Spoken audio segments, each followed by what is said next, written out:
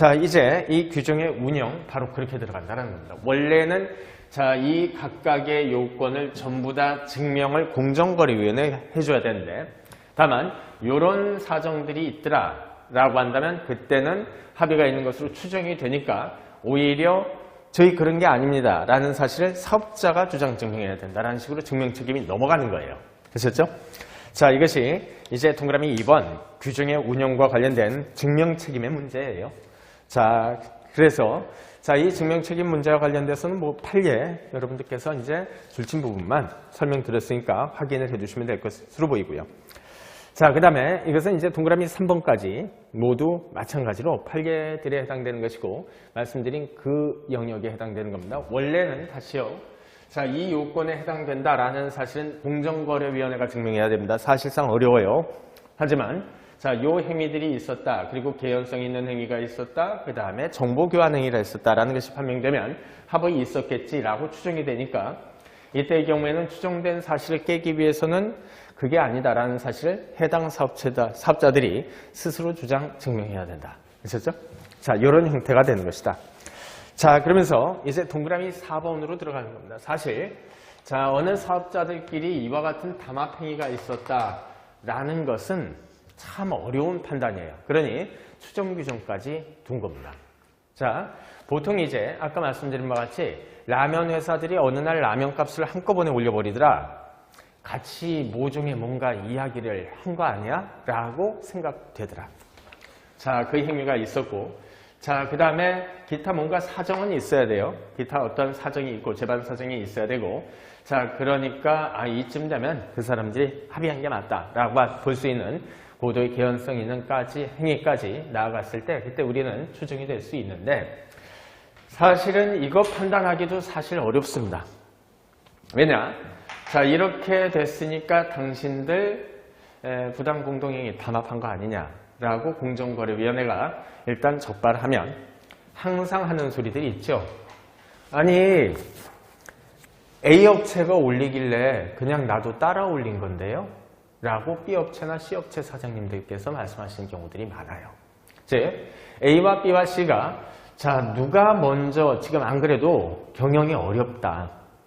그래서 가격을 인상해야 되는데 내가 지금 가격을 올려버리면 저 사람들이 가격 안 올려버리면 내 거 안 사겠지요. 그러니 오히려 경영 피해만 입게 될 것이다 라고 해가지고 노심초사하고 있었는데 어느 날 고맙게도 A 회사의 사장님이 가격을 올려주시더라고요. 그러니 이 참 잘됐다 라고 싶어가지고 B나 C 회사의 사장님도 같이 올렸다라고 생각해보자. 자, 이런 경우에는 실제 부당 공동행위가 있었다고 볼 수는 없죠. 왜냐? 공동으로 한 것이 아니고 두 번째 합의를 한 것은 아니기 때문에 이와 같은 행위를 우리는 동그라미 4번에 인식은 있는데 그래도 어쩌다 그냥 병행해서 이루어진 사건일 뿐 이것은 담합은 아니다 라고 부를 수 있는 동그라미 4번 인식 있는 병행행위라고 이름을 붙이는 겁니다. 자, 그래서 우리 판례도 역시 마찬가지로 자, 줄친 부분 보시면 후발업체가 선발업체, 즉 가격을 먼저 올렸었던 선발업체를 모방해서 일방적으로 모방을 했다 라는 소리는 결국 같이 하진 않았다라는 소리죠. 이때의 경우에는 합의 추정이 번복이 된다. 줄친 부분 쭉 내려가시면 있죠. 아셨죠? 자, 그 정도 확인을 해두시면 되고요. 자, 그 다음에 동그라미 5번 논의는 기본적으로 자, 어떤 행위를 A, B, C라는 세 회사가 했는데 행정청이 아니 요번에 시장 자체가 이러니까 요렇게 좀 해주셔야 되겠는데 라고 하는 게 좋을 텐데 라고 보통 이제 행정청이라고 하는 게 소위 처분이라고 하는 것만 내리는 게 아니라 행정 영역에 있어서 일단 우리나라 잘 되게 이것저것 조언 같은 거 해주는 경우들이 있죠. 이것을 모두 합해서 우리는 행정지도라고 이름을 붙입니다. 자, 지도 행위를 했는데 자, 행정청이 지도하다 보니까 A, B, C라는 세 업체 사장님들이 우리 한번 만나자. 관할청에서 이렇게 하는 게 좋다라고 하는데 그래도 되겠나? 라고 이야기를 했더니 아니 그럽시다. 관할행정청에서 그러는데 자, 일단 국가가 이제 정부가 하라고 하는 건데 우리가 뭐라고 그냥 지켜야죠. 라고 따라서 뭔가를 했었다. 그랬더니 알고 봤더니 자, 지금부터 배우게 될 우리 공정거래법이 금지하고 있는 공동행위 영역인데 어찌된 게 관계부서에서는 오히려 그걸 하라라고 하더라. 그래서 어쩔 수 없이 했다. 이때의 경우에는 자, 부당 공동행위가 되지 않느냐? 보통 우리가 생각하기에는 어떻게 생각이 되죠?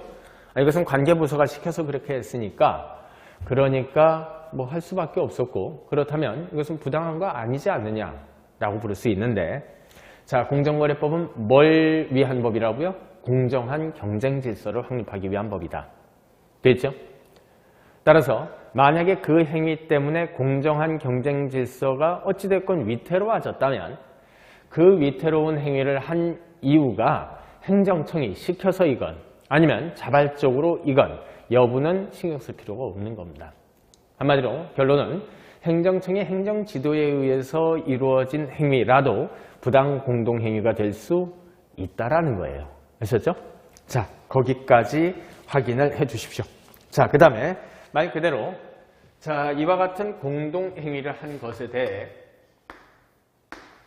부당성이 있어야 돼요. 공동행위를 했는데 오히려 부당하지 않더라. 즉, 경쟁 질서를 오히려 더 좋게 만들었더라.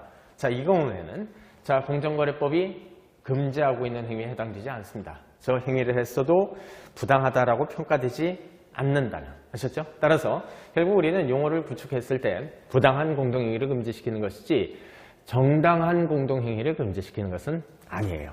자, 그래서 이때 뭐 일단 기본적으로 우리는 이것을 카르텔이라고 하거나 담합이라고 얘기를 하는데 자, 통상 이제 학문적으로는요, 경성, 연성 카르텔이라고 하는 두 개의 분류를 합니다. 자, 경성 카르텔이라고 하는 동그라미 1번의 경우에는 말 그대로 경성이라고 했을 때 경은 딱딱할 경자를 말해요. 굉장히 좀 중요한, 엄격한 요건에 해당되는 일을 해버렸다. 자, 이것을 우리는 경성이라고 얘기를 할 수가 있어요. 즉, 말 그대로 요 행위 해버리면 경쟁을 촉진시키지 못하고 경쟁을 정말 제한시켜버리는 그러한 결과를 초래될 게 너무나 명백한 행위를 우리는 경성 카르텔이라고 좀 붙여요. 그 다음에 두 번째, 연성 카르텔이라고 하는 것은 물론 일부 부분으로는 경쟁을 제한하는 측면도 있지만 거꾸로 자, 이 시장 전체의 효율성을 증대시키는 역할도 하는 카르텔인 경우도 있습니다. 안 그러면 죄다 다 사업자들이 죽어나갈 판이라 어쩔 수 없이.